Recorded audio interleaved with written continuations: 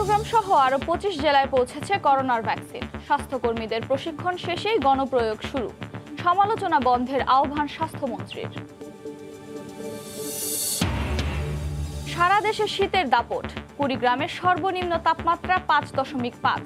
হিমেল বাতাসে বিপর্যস্ত জনজীবন, বিপাকে নিম্ন আয়ের মানুষ।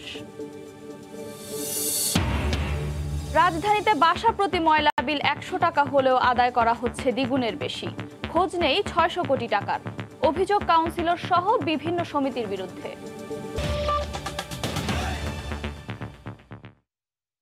সময় সংবাদের সঙ্গে আছি আমি আফরোজা মৌটুসী। চট্টগ্রাম ও রংপুর সহ দ্বিতীয় ধাপে দেশের 25 জেলায় পৌঁছে গেছে করোনার টিকা। এ দফায় দেয়া হচ্ছে 24 লাখ ডোজ। এরই মধ্যে বেশ কয়েকটি জেলায় স্বাস্থ্যকর্মীদের প্রশিক্ষণও শুরু হয়েছে। রোববার সকাল 7টার কিছু আগে চট্টগ্রামে পৌঁছে বহুল প্রতীক্ষিত করোনা ভ্যাকসিন। কাকডাকা ভোরে কড়া পুলিশ পাহারায় সরবরাহকারী প্রতিষ্ঠান বেক্সিমকোর রেফ্রিজারেটর ভ্যানে 38টি কার্টনে 4,56,000 টিকা এসে পৌঁছায়। পরে টিকাগুলো রাখা হয় ইপিআই কোল্ড স্টোর রুমে। নগরীর 15টি হাসপাতালে ভ্যাকসিন দেওয়া শুরু হবে আগামী 7 ফেব্রুয়ারি থেকে। চিকিৎসক ও পুলিশ সহ যারা করোনা প্রতিরোধের সামনে সারিতে আছেন, অগ্রাধিকার ভিত্তিতে প্রথমে দেওয়া হবে তাদের। আমাদের ফ্রন্ট লাইনার যারা আছে তাদের একটি লিস্ট আছে, সেখান থেকে আমরা সেদিন যিনি আমাদেরকে নিজ থেকেই যিনি প্রথমে আসতে চান তাকে আমরা বেছে নেব। জেলা পর্যায়ে আমরা আমাদের উপজেলাতে যে ভ্যাকসিন সেন্টারগুলো আছে, উপজেলা স্বাস্থ্য কমপ্লেক্স, এখানে আমরা এই ভ্যাকসিনগুলো প্রেরণ করব এবং ওখানেই প্রয়োগের ব্যবস্থা। অন্যদিকে ভোর 5টার কিছু পরে রংপুরে পৌঁছে 2,40,000 dose corona vaccine. Civil surgeon সহ জেলা স্বাস্থ্য বিভাগের কর্মকর্তারা 17টি কার্টনে আনা টিকা গ্রহণ করেন। রংপুরে প্রথম দফায় আসা ভ্যাকসিনের চালানটি বিভাগীয় স্বাস্থ্য কর্মকর্তার কার্যালয়ের ইপিআই স্টোরে রাখা হয়েছে। এর আগে স্টোর রুম টিকা রাখার উপযোগী করা হয়। এরই মধ্যে টিকা প্রদানে স্বাস্থ্যকর্মীদের প্রশিক্ষণ সম্পন্ন হয়েছে বলে জানিয়েছেন সিভিল সার্জন। ভ্যাকসিনেটর তাদের ট্রেনিং প্রক্রিয়া চলছে। আগামী 7 ফেব্রুয়ারি সারা দেশব্যাপী এটা একযোগে চালু করা হবে। এদিকে বহুল আকাঙ্ক্ষিত এই ভ্যাকসিন পৌঁছায় স্বস্তি প্রকাশ করেছেন সাধারণ মানুষ। অনেকদিন ভোগান্তির পর প্রতিষেধক পাচ্ছি, আমরা একটা আত্মবিশ্বাস কাজ করতেছে। ইনশাল্লাহ আশা করতেছি যে যদি এরকম ভাবে আমাদের যদি ভ্যাকসিন যদি এভাবে আসে, ইনশাল্লাহ আমরা সবাই উপকৃত হব। পর্যায়ক্রমে সিলেট, সুনামগঞ্জ, ঠাকুরগাঁও সহ দেশের অন্যান্য জেলায় পৌঁছেছে দ্বিতীয় দফার এই করোনা ভ্যাকসিন। সাদিয়া আফরিন, সময় সংবাদ।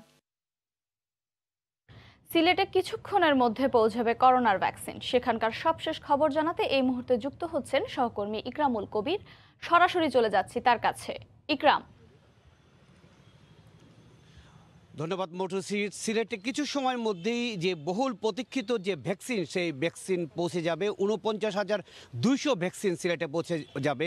আমাদের সুনামগঞ্জ প্রতিনিধি হিমাদ্রি বলেছেন যে ইতিমধ্যে সুনামগঞ্জ পৌঁছে গেছে 84,000 ভ্যাকসিন এবং সুনামগঞ্জে পৌঁছে দিয়ে সেই একই গাড়িটি সিলেটে আসবে। এখানে আমি এখন সিভিল সার্জন কার্যালয়ে রয়েছে এবং সিভিল সার্জন কার্যালয়ের পাশে যে ইপিআই স্টোর রয়েছে, যেখানে ফ্রিজ করে রাখার ব্যবস্থা রয়েছে, সেইখানেই পৌঁছে যাবে এই ভ্যাকসিন। সবাই আশা করেছিল 10টার মধ্যে পৌঁছে যাওয়ার কথা, তবে কিছু সময় দেরি হচ্ছে। ভোরে খুব কুয়াশা ছিল সিলেট অঞ্চলে এবং প্রচণ্ড ঠান্ডা পড়েছে। এই কারণে হয়তো গাড়ির গতি কম ছিল, সে কারণে সিলেটের যে নির্দিষ্ট সময় 10টা থেকে 10:30টার ভিতরে পৌঁছার কথা, সেই কিছুটা বিলম্ব হচ্ছে। বলে রাখা প্রয়োজন যে সিলেটে সব কিছু মিলে বিভাগে 10 লাখ ভ্যাকসিন আসবে প্রাথমিক পর্যায়ে। সেই 10 লাখ ভ্যাকসিনের প্রথম চালান আজকে আসবে এবং 12টি ক্যাটাগরিতে যাদেরকে দেওয়া হবে তাদের তালিকা ইতিমধ্যে করা হয়ে গিয়েছে সিভিল সার্জনের কার্যালয়ের পক্ষ থেকে। সিলেট সিটি কর্পোরেশন এবং 13টি উপজেলায় এই আপাতত ভ্যাকসিন দেওয়া হবে এবং সিলেট সিটি কর্পোরেশনও 12টি কেন্দ্র নির্ধারণ করা হয়েছে এবং ক্যাটাগরিতে প্রথমে থাকবে স্বাস্থ্য বিভাগের কর্মীরা, তারপরে বীর মুক্তিযোদ্ধা, বীরাঙ্গনা, তারপরে অন্যান্য যারা আছে গণমাধ্যম কর্মী, সব আইনশৃঙ্খলা বাহিনীর সদস্যরা, মানে অর্থাৎ হচ্ছে কি ফ্রন্ট লাইন যাকে বলে, লাইনার যারা করোনার মোকাবেলা যারা অগ্রসৈনিক থাকে তাদেরকে দেওয়া হবে প্রাথমিকভাবে। সেই ধরনের 12টি ক্যাটাগরি করা হয়েছে। কোভিড-19-এর যে সিলেট জেলার যে কমিটি রয়েছে, কোভিড-19 মোকাবেলার যে কমিটি রয়েছে, সিলেটের জেলা প্রশাসক কাজী এমদাদুল ইসলাম, সে কমিটির প্রধান এবং সিলেটের সিভিল সার্জন ডাক্তার প্রেমানন্দ মণ্ডল সেই কমিটির সদস্য সচিব, তাদেরকে এই কমিটির রাখা হয়েছে এবং সব কিছু মিলে সব প্রস্তুতি সম্পন্ন করেছে। ইতিমধ্যে কর্মকর্তারা এসে পৌঁছে গেছে, বিভিন্ন স্তরের কর্মকর্তারা যারা এই কোভিড-19-এর যে ভ্যাকসিন গ্রহণ করবে তারা কর্মকর্তারা আসতে শুরু করে দিয়েছেন এবং আসলেই আমরা পরবর্তীতে সময় সংবাদের দর্শকদের তা গ্রহণের সংবাদ জানিয়ে দিতে পারবো। মোটুসি এ ছিল সিলেটের সিভিল সার্জনের কার্যালয় থেকে। ভ্যাকসিন যে আসছে সেই ভ্যাকসিন ৪৯,২০০ ভ্যাকসিন গ্রহণের যে প্রস্তুতি, সেই প্রস্তুতির সর্বশেষ খবর। সিলেট থেকে এতক্ষণ আমাদের সাথে সরাসরি যুক্ত ছিলেন সহকর্মী ইকরামুল কবির। ভ্যাকসিন নিয়ে বিরূপ মন্তব্য করে কিছু লোক সাধারণ মানুষকে বিপদের মুখে ঠেলে দিচ্ছে বলে মন্তব্য করেছেন স্বাস্থ্যমন্ত্রী জাহিদ মালেক। গতকাল মানিকগঞ্জে ভ্যাকসিনেশন কার্যক্রম নিয়ে এক সভায় তিনি এ মন্তব্য করেন। অযথা বিভ্রান্তি না ছড়িয়ে জনস্বার্থে গঠনমূলক সমালোচনা করারও আহ্বান জানান মন্ত্রী। সমালোচনা করা আর কাজ করা এক বিষয় না। সমালোচনা করবেন অবশ্যই, বাট এরকম সমালোচনা করাটা সঠিক নয় যে সমালোচনা করার মাধ্যমে মানুষের ক্ষতি হবে, মানুষকে ভ্যাকসিন বিমুখ করে দিবেন, এই ধরনের সমালোচনা করা থেকে বিরত থাকা উচিত। কারণ আপনি যদি মানুষকে ভ্যাকসিনের থেকে বিমুখ করে দেন তাহলে পরে তার নিরাপত্তাকে আপনি হুমকির সম্মুখীন করবেন। মাঘের শীতে কাবু দেশের উত্তরাঞ্চল সহ বিভিন্ন জেলা। আজ দেশের সর্বনিম্ন তাপমাত্রা কুড়িগ্রামে ৫.৫ ডিগ্রি সেলসিয়াস রেকর্ড করা হয়েছে। জেলায় তাপমাত্রা কমায় জেঁকে বসেছে ঠান্ডা, বইছে মাঝারি শৈত্যপ্রবাহ। ঘন কুয়াশায় পথঘাট ঢাকা থাকায় যান চলাচলেও বাড়ছে দুর্ঘটনার ঝুঁকি। এতে জনজীবনে নেমেছে স্থবিরতা। কাজের জন্য বের হয়ে সবচেয়ে বিপাকে পড়েছেন শ্রমজীবী মানুষ। রাস্তার পাশেই খড়কুটো জ্বালিয়ে শীত নিবারণের চেষ্টা তাদের।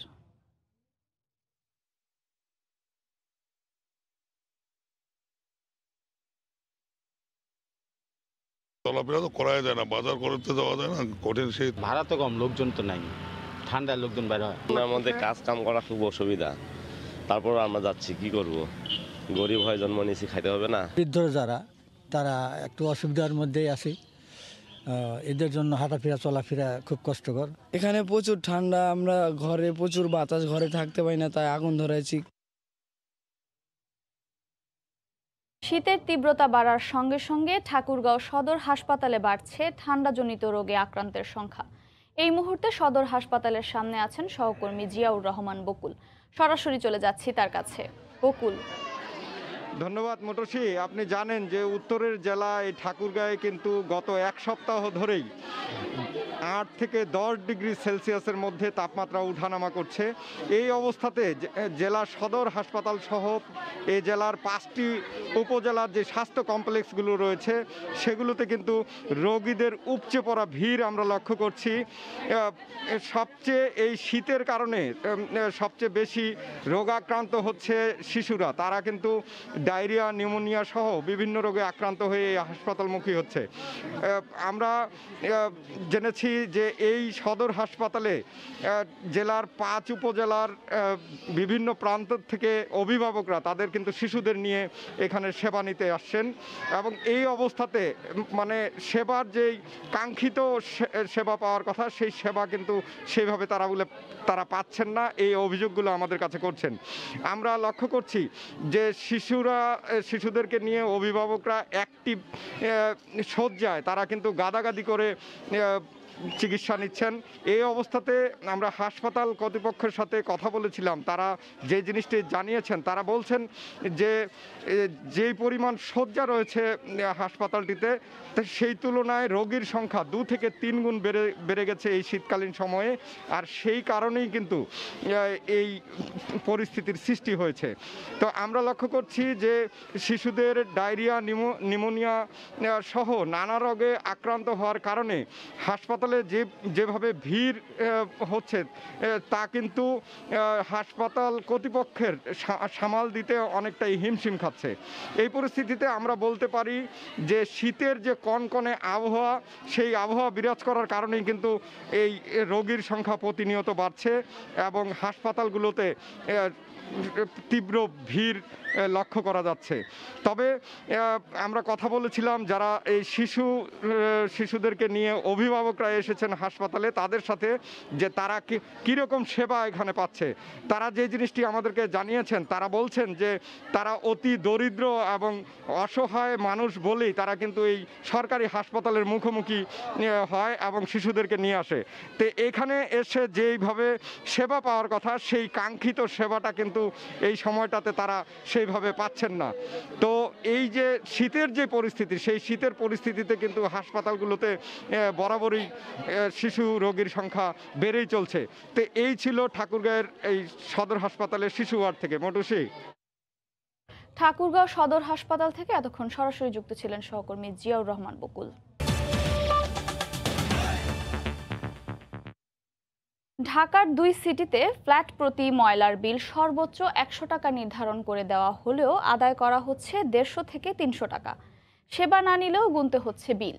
ময়লা সংগ্রহকারীরা বিল বাবদ বছরে 612 কোটি টাকা আদায় করলেও উত্তর সিটি কর্পোরেশন এ থেকে কোনো অর্থই পায় না। আর দক্ষিণ সিটি কর্পোরেশন পাচ্ছে মাত্র 9 কোটি টাকা। শাকির আহমেদের রিপোর্ট। বর্জ্য সংগ্রহকারীরা বাসা থেকে ময়লা সংগ্রহ করে তা সেকেন্ডারি ট্রান্সফার স্টেশনে নিয়ে যায়। এর জন্য ময়লা সংগ্রহকারীরা ফ্ল্যাট প্রতি সর্বোচ্চ 100 টাকা বিল নিতে পারবে বলে নির্ধারণ করে দিয়েছে ঢাকা দক্ষিণ সিটি কর্পোরেশন। দক্ষিণ সিটি কর্পোরেশনের পক্ষ থেকে ফ্ল্যাট প্রতি সর্বোচ্চ 100 টাকা ময়লার বিল নির্ধারণ করে দেয়া থাকলেও 49 নম্বর ওয়ার্ডের ধলপুর এলাকায় প্রতিটি রুম থেকে নেওয়া হচ্ছে 100 টাকা ময়লার বিল। প্রতি ফ্ল্যাট থেকে 400 টাকা, রুম প্রতি 100 টাকা। 100 টাকা পাইলে আমি একদিনের বাজার চলে, আপনাকে 100 টাকা দিলে আমরা খাম করতে এটা জানি না। ময়লা ফালাইলো দিতে হইব, না ফালাইলো দিতে হইব। এক রুমের তো 100 টাকা চায়, আমাদের ফ্ল্যাট বাসা না, এটা রুম বাই রুম।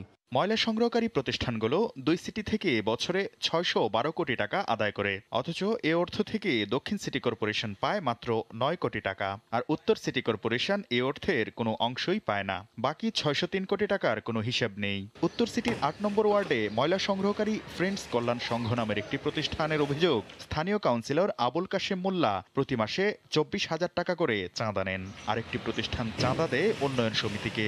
এসব টাকা কোথায় খরচ হয় তার কোনো সদুত্তর মেলেনি। কমিশনার আসার পর 3 মাস তারে দিছি, 25,000 টাকা চাইছিল, হাত পাও ধরিয়া 1,000 টাকা কম দেই। যদি এরকম হয় আমি রাজনীতি ছাড়া কাউন্সিলর ডিভিশন অ্যাবলক পুলিশিং উন্নয়ন কমিটি মাসে টাকা দিয়ে হইল গিয়ে 50,000। ওইটা আমরা অ্যাবলক উন্নয়নের কাজে খাতে খরচ করি, শুধু উন্নয়ন খাতে।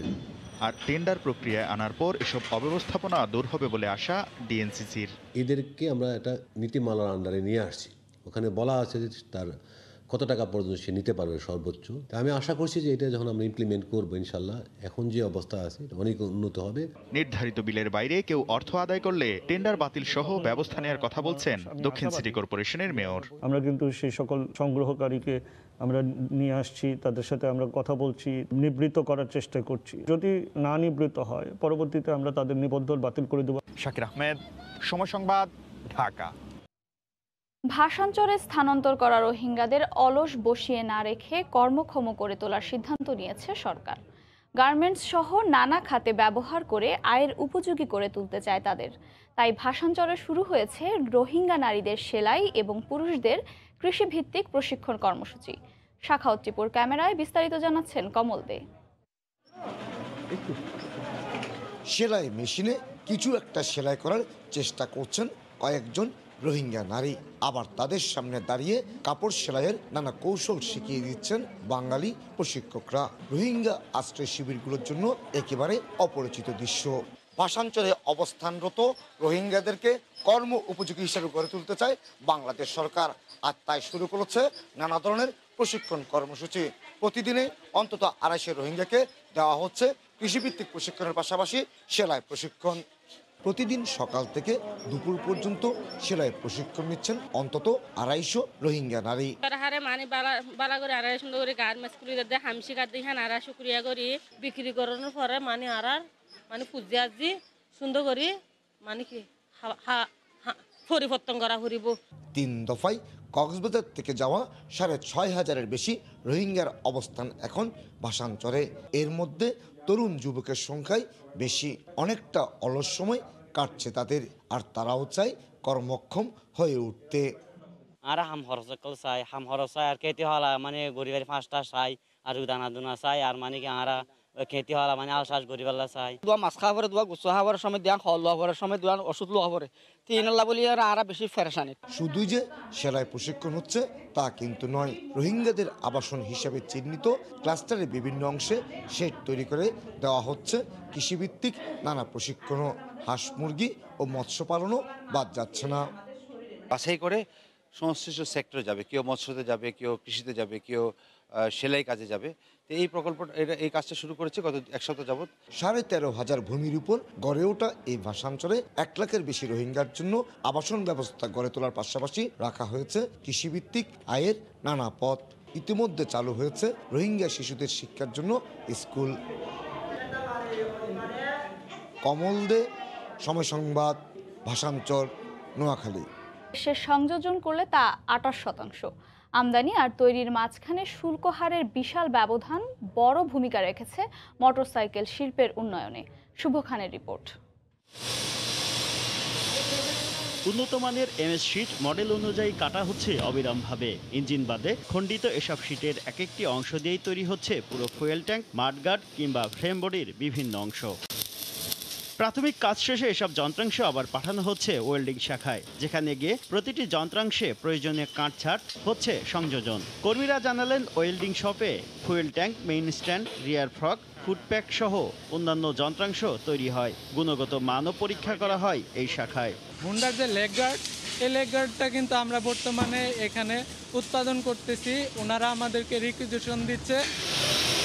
এরপর পেইন্টিং শাখা হয়ে যন্ত্রাংশগুলো চলে যায় সংযোজন শাখায়, যেখানে পূর্ণাঙ্গ রূপ পায় প্রতিটি মোটরসাইকেল। মডেল এখানকার লোকজন করে, কিছু মেকানিক আছে যাদেরকে আমরা বাইরে থেকে ট্রেন করে নিয়ে আসছি। ময়মনসিংহের ভালুকায় কারখানা স্থাপন করে ইঞ্জিনের কিছু অংশ বাদে মোটরসাইকেলের 80% বেশি যন্ত্রাংশ তৈরি করছে দেশীয় প্রতিষ্ঠান রানার। সরকারের শুল্ক ছাড়ের সুযোগ নিতে রানার ছাড়াও ভারতের বাজাজ, টিভিএস ও হিরো, জাপানের হোন্ডা, সুজুকি ও ইয়ামাহাও বাংলাদেশে কারখানা স্থাপন করেছে। একটা কম্পোনেন্টসের দামই একটা জামার দামের থেকে বেশি। একটা মোটরসাইকেলে প্রায় 500-র বেশি কম্পোনেন্টস আছে। এই কম্পোনেন্টসগুলো যে বানানো এবং এক্সপোর্ট করার জন্য অন্য দেশরা চাচ্ছে, আমাদের সাথে কিন্তু বহু দেশ কথা হচ্ছে যে তুমি বানায় দাও। বর্তমানে দৈনিক 20 থেকে 25টি মডেলের 500 মোটরসাইকেল উৎপাদন করছে রানার। অভ্যন্তরীণ বাজারের জন্য সর্বোচ্চ 165 সিসি এবং রপ্তানির জন্য সর্বোচ্চ 200 সিসির মোটরসাইকেল তৈরি হচ্ছে। এর মধ্যে 10 থেকে 12টি মডেল রপ্তানি হচ্ছে পার্শ্ববর্তী দেশ নেপালে, এবং রপ্তানির অপেক্ষায় রয়েছে আফ্রিকার আরও কয়েকটি দেশ। শুভ খান, সময় সংবাদ। তুষারে ছেয়ে গেছে লন্ডন সহ ব্রিটেনের বিভিন্ন শহর। এতে ব্যাহত হচ্ছে যান চলাচল। যুক্তরাষ্ট্রের নিউ ইয়র্ক সহ কয়েকটি অঙ্গরাজ্যে তুষারপাত অব্যাহত আছে। এদিকে জাপানের উত্তরাঞ্চলে ভারী তুষারপাতে বিপর্যস্ত হয়ে পড়েছে জনজীবন। বরফের স্তূপে জমে যাওয়ায় রেল চলাচল বন্ধের পাশাপাশি অর্ধশতাধিক ফ্লাইট বাতিল করেছে কর্তৃপক্ষ। বরফে ঢাকা পথঘাট আর বাড়ির ছাদ। সফেদ তুষারে ছেয়ে গেছে জাপানের উত্তরাঞ্চল। শনিবার 60 সেন্টিমিটারের বেশি তুষারপাত হয় হোক্কাইদো দ্বীপ ও এর আশপাশের এলাকাগুলোতে। এতে গুরুত্বপূর্ণ অনেক অঞ্চলে বরফ জমে থাকায় বন্ধ থাকে যান চলাচল। বৈরী আবহাওয়ার কারণে অন্তত 78টি যাত্রীবাহী বিমানের ফ্লাইট বাতিল করে কর্তৃপক্ষ। এছাড়া বেশ কয়েকটি অঞ্চলের সঙ্গে রেল যোগাযোগও বন্ধ রাখা হয়। ঝোড়ো হাওয়া, তুষার ঝড় আর তুষার ধসের আশঙ্কা জানিয়ে স্থানীয়দের সতর্ক থাকতে বলেছে দেশটির আবহাওয়া দপ্তর। বরফের ভারী আস্তরণে মাইলের পর মাইল অঞ্চল ছেয়ে গেছে লন্ডনের সড়কে। কিছু কিছু এলাকায় সারাদিনই যান চলাচল বন্ধ থাকে। তাপমাত্রা হিমাঙ্কের নিচে নেমে যাওয়ায় তীব্র শীতে জবুথবু অবস্থা ব্রিটেনবাসীর। বেশ কিছু এলাকায় সাময়িক সময়ের জন্য দেখা দেয় বিদ্যুৎ বিভ্রাট। এদিকে যুক্তরাষ্ট্রের নিউ ইয়র্ক, ওরেগন অঙ্গরাজ্য সহ কয়েকটি এলাকায় শনিবারও তুষারপাত অব্যাহত থাকে। চলতি সপ্তাহে তাপমাত্রা আরও নিচে নেমে আসতে পারে। বিভিন্ন এলাকায় তুষার ঝড়ের পূর্বাভাস দিয়েছে মার্কিন আবহাওয়া দপ্তর। সৃষ্টি ঘটক। এ পর্যায়ে শীর্ষ সংবাদ জানিয়ে দিচ্ছি আরেকবার। চট্টগ্রাম সহ আরও 25 জেলায় পৌঁছেছে করোনার ভ্যাকসিন। স্বাস্থ্যকর্মীদের প্রশিক্ষণ শেষেই গণপ্রয়োগ শুরু। সমালোচনা বন্ধের আহ্বান স্বাস্থ্যমন্ত্রীর। সারা দেশে শীতের দাপট। কুড়িগ্রামে সর্বনিম্ন তাপমাত্রা 5.5। হিমেল বাতাসে বিপর্যস্ত জনজীবন। বিপাকে নিম্ন আয়ের মানুষ। এই ছিল এখনকার মতো। সঙ্গে থাকুন সময়ের।